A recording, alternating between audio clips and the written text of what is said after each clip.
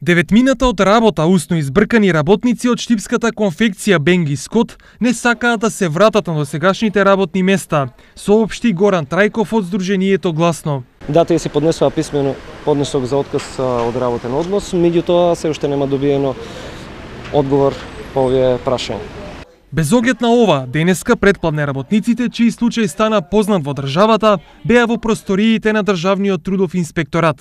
Работниците поднесоа своја изјава со опис на целиот случај, што се случувало хронолошки додека го добиле својот устен отказ и ги приложија кај самиот инспектор. Инспекторот ни се заблагодари, ги изслуша сите работници и остави време да може да излезе со конечен заклучок во врска со случајот што е.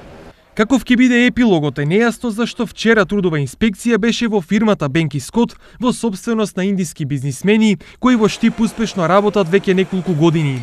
Сега изјавите ќе бидат детално разгледани, пошто инспекторатот и ќе се произнесе.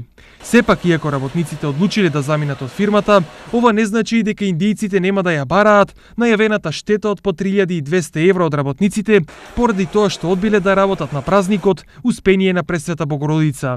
Ако на тоа се одлучат, тие на суд ќе мора да докажат дека имале реална штета од 29.000 евра, што веројатно за нив ќе биде многу тешко, но можеби и не.